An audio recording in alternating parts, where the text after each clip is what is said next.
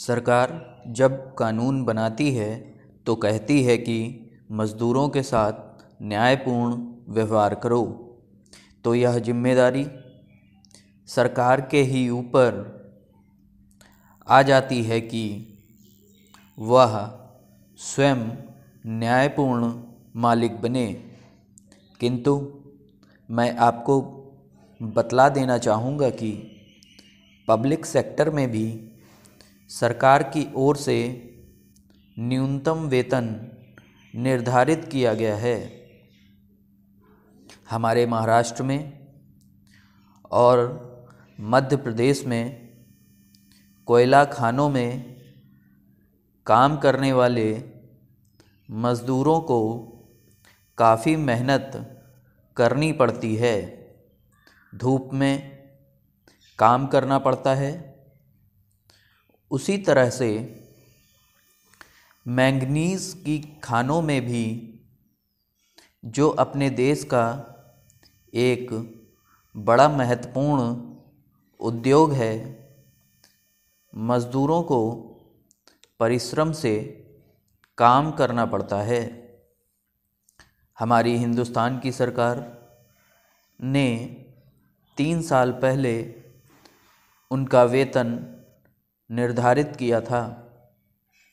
आप जानते हैं कि जो मज़दूर होते हैं उनको खाने को भी ज़्यादा लगता है, तो इतने में वह कैसे पेट भर सकते हैं।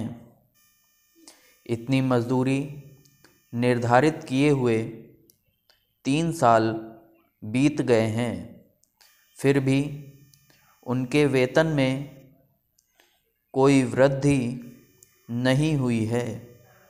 और दूसरी ओर हम देखते हैं कि जब सरकारी नौकर का इंक्रीमेंट ड्यू हो जाता है तो वह एक दिन भी नहीं रुकता।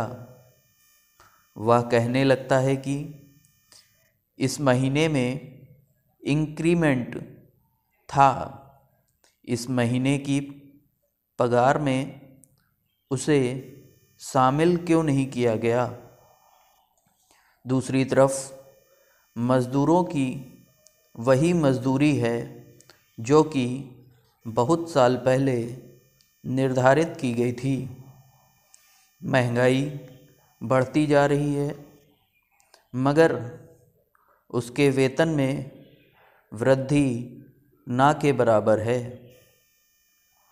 मैं उनसे यह कहने जा रहा था कि एक तरफ वे मज़दूर हैं जिनको कि अच्छा वेतन मिलता है, जिनको कि छुट्टियां भी मिलती हैं, जिनको मेडिकल की सुविधा है, जिनको कि सारी सुविधाएं मिलती हैं, और दूसरी ओर वे मज़दूर हैं जिनको कि काम करने के बाद भी निर्धारित वेतन कभी पूरा नहीं मिलता है। श्रीमान, मैं आपके सामने बीड़ी उद्योग के मज़दूरों का ज़िक्र कर रहा था। उसे कोई बोनस नहीं मिलता है, उसे कोई छुट्टी नहीं मिलती, उसे अन्य कोई सुविधा भी नहीं मिलती है। इसलिए मैं यह कहना चाहूँगा कि आज जो हमारे लेबर के संबंध में कानून बने हुए हैं वे ठीक नहीं हैं। अगर आप सुप्रीम कोर्ट के जजमेंट को खोल कर देखेंगे तो आप इस बात को देख सकेंगे कि लेबर केसेज का निपटारा करने के लिए वहाँ अलग से बेंच बनानी पड़ी। कोई भी कानून आता है तो कारखानेदारों को की मनोवृत्ति यही रहती है कि कैसे उससे बचें, स्टॉप।